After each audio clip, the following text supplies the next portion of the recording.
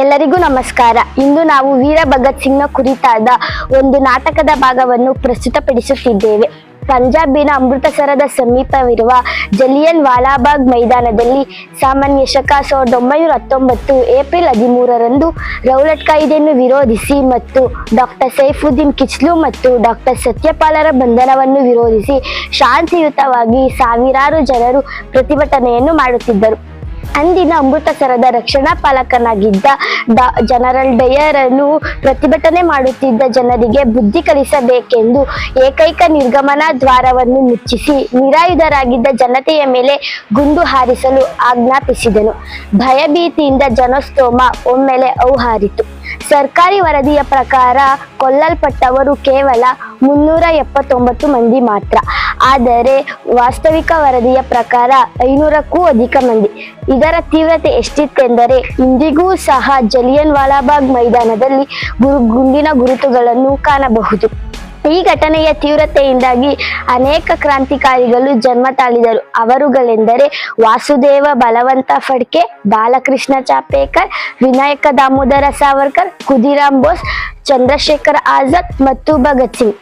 ಈ ಎಲ್ಲಾ ಕ್ರಾಂತಿಕಾರಿ ರಾಷ್ಟ್ರೀಯವಾದಿಗಳ ಸಾಹಸ, ಧೈರ್ಯ, ಪರಾಕ್ರಮ ಅಪಾರವಾದದ್ದು. ಭಗತ್ ಸಿಂಗ್ ರವರು 28 ಸೆಪ್ಟೆಂಬರ್ 1907ರಲ್ಲಿ ಜರನ್ವಾಲಾ ತೆಹಿಲ್ಸ್ ಅಂದಿನ ಬ್ರಿಟಿಷ್ ಪಂಜಾಬಿನಲ್ಲಿ ಜನಿಸಿದರು. ಇಂದು ನಾವು ಈ ಕ್ರಾಂತಿಕಾರಿಗಳಲ್ಲಿ ಒಬ್ಬರಾದ ಭಗತ್ ಸಿಂಗ್ ರವರ ಬಗ್ಗೆ ಕಿರು ನಾಟಕವನ್ನು ಪ್ರಸ್ತುತಪಡಿಸುತ್ತಿದ್ದೇವೆ. ಏಪ್ರಿಲ್ 14, 1919 ಬಾಲಕ ಭಗತ್ ಸಿಂಗ್ನು ಶಾಲೆಗೆ ಹೊರಡಲು ಸಿದ್ಧನಾಗಿ ಜಲಿಯನ್ ವಾಲಾಬಾಗ್ ಮೈದಾನಕ್ಕೆ ಬರುತ್ತಾನೆ. ಅಲ್ಲಿನ ಆ ದೃಶ್ಯವನ್ನು ಕಂಡು ದಿಗ್ಭ್ರಾಂತನಾಗಿ ವೀರಾವೇಶದಿಂದ, ಅಮ್ಮ, ನಾನು ಶಾಲೆಗೆ ಹೋಗಿ ಬರುತ್ತೇನೆ. ತಾಯಿ, ನಿನ್ನೆ ಆ ಬ್ರಿಟಿಷ್ ಕುನ್ನಿಗಳಿಂದ ನಿನ್ನ ಮಕ್ಕಳ ಮಾರಣ ಹೋಮ ನಡೆದಿದೆ.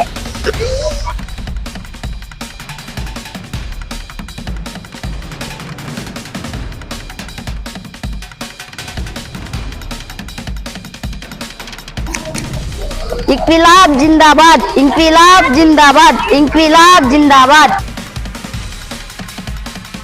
ಅಣ್ಣ ಅಣ್ಣ, ನೀನು ಎಲ್ಲಿಗೆ ಹೋಗಿದ್ದೆ? ಅಪ್ಪ ಅಮ್ಮ ಬಹಳ ಸಮಯದಿಂದ ಹುಡುಕುತ್ತಿದ್ದಾರೆ. ನಮಗೆ ಭಯವಾಗಿತ್ತು. ಅದೇನು ನಿನ್ನ ಕೈಯಲ್ಲಿ ಇರುವುದು? ಇದು ಭಾರತಾಂಬೆಯ ಮಣ್ಣು. ಏನು ಭಾರತಾಂಬೆಯ ಮಣ್ಣೆ? ಇದು ಕೆಂಪಾಗಿದೆಯಲ್ಲ? ಹೌದು, ಇದು ಭಾರತಾಂಬೆಯ ಮಣ್ಣು. ನಿನ್ನೆ ಜಲಿಯನ್ ವಾಲಾಬಾಗ್ ಮೈದಾನದಲ್ಲಿ ಸತ್ತ ಭಾರತೀಯರ ನೆತ್ತರು. ಇದನ್ನು ನಾನು ನನ್ನ ಜನ್ಮ ಇರುವವರೆಗೂ ಪೂಜಿಸುತ್ತೇನೆ.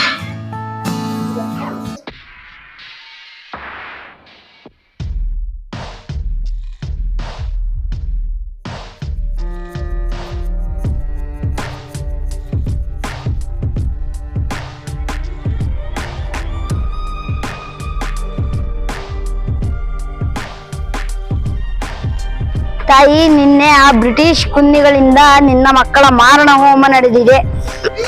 ರೌಲಟ್ ಕಾಯ್ದೆಯನ್ನು ವಿರೋಧಿಸಿ ಶಾಂತಿಯುತವಾಗಿ ನಡೆಯುತ್ತಿದ್ದ ಪ್ರತಿಭಟನಾ ಜನರ ಮೇಲೆ ಆ ಬ್ರಿಟಿಷ್ ಕುನ್ನಿ ಜನರಲ್ ಡಯರ್ ಏಕಾಏಕಿ ಗುಂಡಿನ ಸುರಿಮಳೆಗೈದು ಅಮಾಯಕ ನಿರಾಯುಧ ಜನರನ್ನು ಕೊಂದು ಹಾಕಿದ್ದಾನೆ. ತಾಯಿ, ನಿನ್ನ ಮೇಲಾಣೆ, ಈ ಘಟನೆಯಿಂದ ನನ್ನ ರಕ್ತ ಕುದಿಯುತ್ತಿದೆ. ಇಂದಿನಿಂದ ನನ್ನ ಕೊನೆಯ ಉಸಿರು ಇರುವವರೆಗೂ ನಿನ್ನ ಮಗನಾಗಿ ಹೋರಾಡುತ್ತೇನೆ. ಆ ನರಸತ್ತ ಬ್ರಿಟಿಷರ ಮಾರಣ ಹೋಮ ನಡೆಸುತ್ತೇನೆ. ನಿನ್ನನ್ನು ಈ ಬ್ರಿಟಿಷರ ಸಂಕೋಲೆಗಳಿಂದ ಬಿಡಿಸುತ್ತೇನೆ.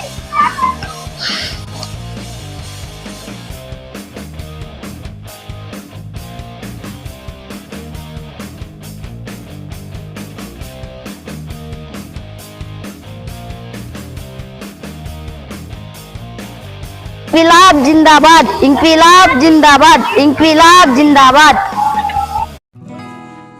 ಮಗು ಭಗತ್ ಸಿಂಗ್, ನಾನು ಭಾರತಾಂಬೆ. ನಾನು ಬ್ರಿಟಿಷರ ಸಂಕೋಲೆಯಲ್ಲಿದ್ದೇನೆ. ಆ ಹೇಡಿ ಬ್ರಿಟಿಷರು ನನ್ನನ್ನು ಮತ್ತು ನನ್ನ ಮಡಿಲ ಮಕ್ಕಳನ್ನು ಕಪಿಮುಷ್ಟಿಯಲ್ಲಿ ಬಂಧಿಸಿದ್ದಾರೆ. ನನ್ನ ಒಡಲಾಳದಲ್ಲಿ ಬಂಧನ ಮುಕ್ತಳಾಗಬೇಕೆಂಬ ಕಿಚ್ಚು ಹಂಬಲಿಸುತ್ತಿದೆ. ನಾನು ಸ್ವತಂತ್ರಳಾಗಬೇಕು. ಅದಕ್ಕೆ ನಿನ್ನಂಥ ವೀರ ಮಕ್ಕಳು ಹೋರಾಡಬೇಕು. ಮಗು, ಬೇಗ ಏಳು. ಈ ತಾಯಿಯ ಕೂಗು ನಿನಗೆ ಕೇಳಿಸುತ್ತಿಲ್ಲವೇ? ಬ್ರಿಟಿಷರ ಕಪಿಮುಷ್ಟಿಯಿಂದ ನನ್ನನ್ನು ಬಿಡಿಸಬೇಕೆಂಬ ಹಂಬಲ ನಿನ್ನಲ್ಲಿಲ್ಲವೇ? ಏಳು ಮಗು, ಬೇಗ ಏಳು. ನನ್ನನ್ನು ಈ ಬಂಧನದಿಂದ ಬಿಡಿಸು ಮಗು.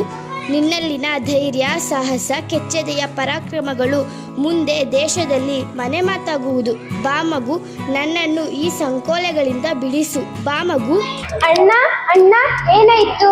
ಏಕೆ ನಿದ್ದೆ ಬರಲಿಲ್ಲವೇ? ಕುಡಿಯಲು ನೀರು ಬೇಕೇ?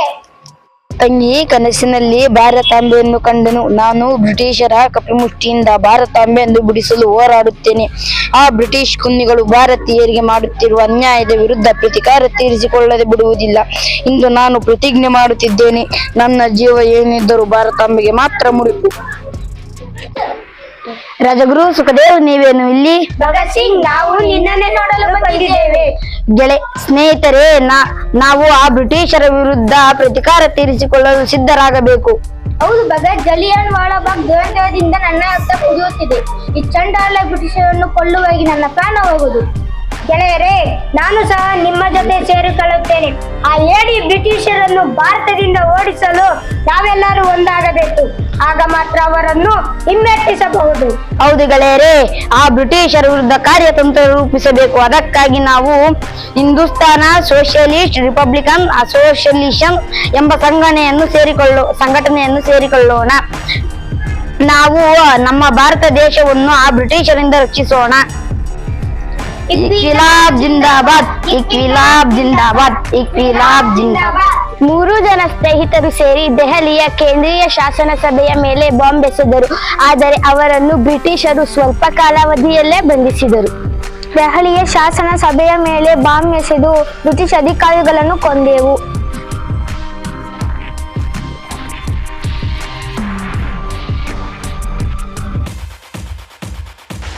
ಏ ಭಗತ್ ಸಿಂಗ್, ನಿನಗೆಷ್ಟು ಧೈರ್ಯ? ನಮ್ಮನ್ನು ಕೊಲ್ಲಲು ನಿನಗೆ ಧೈರ್ಯ ಬಂದಿದೆಯಾ? ನೀವು ಭಾರತಕ್ಕೆ ಬಂದಿದ್ದು ಕೇವಲ ವ್ಯಾಪಾರ ಮಾಡಲು, ಆದರೆ ನಮ್ಮ ಜನರನ್ನು ನಿಮ್ಮ ಕಪಿಮುಷ್ಟಿಯಲ್ಲಿ ಬಂಧಿಸಿದ್ದೀರಿ. ನಾವು ಎಂದಿಗೂ ನಿಮ್ಮ ದಾಸ್ಯವನ್ನು ಒಪ್ಪುವುದಿಲ್ಲ. ನಾವು ಹೇಳಿದಂತೆ ನೀವು ಕೇಳಬೇಕು, ಇಲ್ಲವಾದರೆ ನಿಮ್ಮನ್ನು ಜೈಲಿಗೆ ಕಳುಹಿಸುತ್ತೇವೆ. ಸಾಹೇಬ, ನಿನ್ನ ಗೊಡ್ಡು ಬೆದರಿಕೆಗೆ ನಾನು ಹೆದರುವುದಿಲ್ಲ. ನನ್ನ ಪ್ರಾಣ ಭಾರತಾಂಬೆಗೆ ಮಾತ್ರ ಸೀಮಿತ. ನಿನಗೆ ನಮ್ಮ ಚಡಿಯೇಟುಗಳು ಸಾಕಾಗಲಿಲ್ಲವೇ? ನಿನ್ನ ಕೊಬ್ಬನ್ನು ಇಳಿಸುವುದು ಹೇಗೆಂದು ನಮಗೆ ಗೊತ್ತು. ನಾಚಿಕೆ ಆಗುವುದಿಲ್ಲವೇ ನಿಮಗೆ? ವ್ಯಾಪಾರಕ್ಕೆಂದು ಬಂದು ನಮ್ಮನ್ನೇ ದ್ಯಾಸ ಮಾಡಿಕೊಂಡುವಿರಾ? ನನ್ನ ಚರ್ಮ ಸುರಿದರೂ ನನ್ನ ಪ್ರಾಣ ಭಾರತಾಂಬೆಗೆ ಮಾತ್ರ ಸೀಮಿತ. ಭಗತ್ ಸಿಂಗ್, ನಿನ್ನನ್ನು ಕ್ಷಮಿಸಿ. ನಾನು ಶಿಕ್ಷೆ ಕಡಿಮೆ ಮಾಡಬೇಕೆಂದುಕೊಂಡಿದ್ದೆ, ಆದರೆ ನಿನ್ನನ್ನು ಮರಣ ದಂಡನೆಗೆ ವಿಧಿಸುತ್ತಿದ್ದೇನೆ. ಸಾಹೇಬ, ನೀನು ನನಗೆ ವಿಧಿಸಿದ ಮರಣ ದಂಡೆಯನ್ನು ಸ್ವಾಗತಿಸುತ್ತೇನೆ. ಆದರೆ ನನ್ನನ್ನು ನೀವು ಸಾಯಿಸಬಹುದು. ಆದರೆ ಈ ಭೂಮಿಯಲ್ಲಿ ನನ್ನಂತ ಸಾವಿರಾರು ಭಗತ್ ಸಿಂಗರು ಜನ್ಮ ತಾಳುತ್ತಾರೆ. ಇನ್ಕಿಲಾಬ್ ಜಿಂದಾಬಾದ್, ಇನ್ಕಿಲಾಬ್ ಜಿಂದಾಬಾದ್, ಇನ್ಕಿಲಾಬ್ ಜಿಂದಾಬಾದ್. ಸೈನಿಕರೇ, ಇವರನ್ನು ಜೈಲಿಗೆ ಹಾಕಿ. ಅಮ್ಮ, ಅಳಬೇಡ. ನೀನು ಅಳುತ್ತಿರುವುದನ್ನು ಕಂಡು ಜಗತ್ತು ಆಡಿಕೊಳ್ಳುತ್ತದೆ. ಅಮ್ಮ, ಅಳಬೇಡ. ಹೌದಲ್ವಾ ಮಗು, ಎಲ್ಲರೂ ಆಡಿಕೊಳ್ಳುತ್ತಾರೆ. ಆದರೆ ನನ್ನ ಮಗ ಕತ್ತಲೆ ಕೋಣೆಯಲ್ಲಿ ಯಾಕಿದ್ದಾನೆ ಎಂದು ಯಾರೂ ಕೇಳುತ್ತಿಲ್ಲ ಮಗನೇ. ಅಮ್ಮ, ಇಂದು ಬ್ರಿಟಿಷರು ನನ್ನನ್ನು ಕತ್ತಲ ಕೋಣೆಯಲ್ಲಿ ಇದ್ದಾರೆ ನಿಜ. ಆದರೆ ಭಾರತಕ್ಕೆ ಮುಂದೊಂದು ದಿನ ಸ್ವಾತಂತ್ರ್ಯ ಎಂಬ ಬೆಳಕು ಬರುತ್ತದೆ ನಿಜ. ಮಗು, ನಿನ್ನನ್ನು ನಾನು ಈ ಸ್ಥಿತಿಯಲ್ಲಿ ನೋಡಲಾರೆ. ನನಗೆ ಕರುಳು ಕಿತ್ತು ಬರುವಂತೆ ಆಗುತ್ತಿದೆ. ಅಮ್ಮ, ಅಳಬೇಡ. ಈ ಬಂಧನದಿಂದ ಮುಕ್ತನಾಗಿ ಮತ್ತೆ ಭಾರತ ಸ್ವಾತಂತ್ರ್ಯಕ್ಕಾಗಿ ಹೋರಾಡುತ್ತೇನೆ. ಮಗು, ನೀನೆಷ್ಟು ಸುಲಭವಾಗಿ ಈ ಮಾತನ್ನು ಹೇಳುತ್ತಿರುವೆ. ಈ ಬ್ರಿಟಿಷರು ನಿನಗೆ ಗಲ್ಲು ಶಿಕ್ಷೆಯನ್ನು ವಿಧಿಸಿರುವುದು ನನಗೆ ತಿಳಿದಿದೆ. ಈ ಭೇಟಿ ನಿನ್ನ ಕೊನೆಯ ಭೇಟಿ. ನಿನ್ನನ್ನು ಕಳೆದುಕೊಂಡು ನನಗೆ ಬದುಕಲು ಇಷ್ಟವಿಲ್ಲ. ಅಮ್ಮ, ನೀನು ನನಗೆ ಜನ್ಮ ನೀಡಿದ್ದಿ. ತಾಯಿಯನ್ನು ಕಾಪಾಡುವುದು ಮಗನ ಕರ್ತವ್ಯ. ಆದರೆ ನಾನು ಬದುಕಿರುವವರೆಗೂ ನನ್ನ ಭಾರತಾಂಬೆ ನನ್ನನ್ನು ಸಲಹುತ್ತಾಳೆ. ಅವಳು ಋಣ ತೀರಿಸುವುದು ತಪ್ಪ ಅಮ್ಮ. ಕೇವಲ ವ್ಯಾಪಾರಕ್ಕೆಂದು ಬಂದು ನಮ್ಮನ್ನೇ ಅವರ ಕಪಿಮುಷ್ಟಿಯಲ್ಲಿ ಆಡಿಸುತ್ತಿದ್ದಾರೆ. ಅದನ್ನು ನೋಡಿ ಸುಮ್ಮನಿರಬೇಕಮ್ಮ. ಹೇಳು ಹೇಳು. ಮಗನೇ, ನಿನ್ನ ಈ ಆದರ್ಶ ಹೋರಾಟಗಳೆಲ್ಲ ಸರಿಯಪ್ಪ. ಆದರೆ ನಿನಗಿನ್ನು ಚಿಕ್ಕ ವಯಸ್ಸು. ಬಾಳಿ ಬದುಕಬೇಕಾಗಿರುವ ನನ್ನ ಮಗ ನನ್ನ ಕಣ್ಣ ಮುಂದೆಯೇ ನೇಣುಗಂಬಕ್ಕೇರಿದರೆ ಅದನ್ನು ನೋಡಲಾರೆ, ಸಹಿಸಲಾರೆ. ಅಯ್ಯೋ ವಿಧಿಯೇ. ಈ ಹೇಳಿ ಬ್ರಿಟಿಷರು ನಿನ್ನ ಮಗ ಭಗತ್ ಸಿಂಗನ್ನು ಸಾಯಿಸುತ್ತಾರೆ ನಿಜ. ಆದರೆ ಈ ಭೂಮಿಯಲ್ಲಿ ನನ್ನಂತ ನೂರಾರು ಭಗತ್ ಸಿಂಗರು ಜನಿಸುತ್ತಾರೆ. ಮುಂದೊಂದು ದಿನ ಭಾರತಕ್ಕೆ ಸ್ವಾತಂತ್ರ್ಯ ಸಿಕ್ಕ ಮೇಲೆ ಎಲ್ಲ ತಾಯಿಯು ನನ್ನ ಮಗ ಭಗತ್ ಸಿಂಗ್ ಅಂತಿರಬೇಕು ಎಂದು ಹೇಳಬೇಕಮ್ಮ. ತಾವು ದೇಹಕ್ಕೆ ಬರುವುದು ಆದರ್ಶಕ್ಕಲ್ಲಮ್ಮ. ನನ್ನ ಹೆಸರು ಜೀವಂತ. ನಾನು ಬದುಕಿರುವವರೆಗೂ ನನ್ನ ಹೆಸರು ಜೀವಂತ. ಜಿಂದಾಬಾದ್. ಕಂದ, ನನಗೆ ಹೆಮ್ಮೆ ಇದೆ. ನನ್ನ ಮಗ ದೇಶಕ್ಕೋಸ್ಕರ ಪ್ರಾಣ ತ್ಯಾಗ ಮಾಡುತ್ತಿದ್ದಾನೆ ಎಂದು ನಾನು ಸಂತಸದಿಂದ ಹೇಳುತ್ತೇನೆ. ಸೈನಿಕರೇ, ಈ ದೇಶದ್ರೋಹಿಗಳನ್ನ ಗಲ್ಲಿಗೇರಿಸಿ. ಸಾಮಾನ್ಯ ಶಕ 1929ರಲ್ಲಿ ಭಗತ್ ಸಿಂಗ್ ರಾಜಗುರು ಸುಖದೇವ್ಗೆ ಗಲ್ಲು ಶಿಕ್ಷೆಯನ್ನು ಲಾಹೋರಿನ ಸೆಂಟ್ರಲ್ ಜೈಲಿನಲ್ಲಿ ವಿಧಿಸಿದರು. ಇದು ಭಗತ್ ಸಿಂಗ್ನ ಕುರಿತಾದ ಒಂದು ಚಿಕ್ಕ ಕಥೆಯಾಗಿದೆ. ಈ ನಾಟಕವನ್ನು ಪ್ರಸ್ತುತಪಡಿಸಿದವರು ಸರ್ಕಾರಿ ಹಿರಿಯ ಪ್ರಾಥಮಿಕ ಪಾಠಶಾಲೆ ಸೋಲದೇವನಹಳ್ಳಿ, ನೆಲಮಂಗಲ ತಾಲೂಕು ಶಾಲೆಯ ವಿದ್ಯಾರ್ಥಿಗಳು.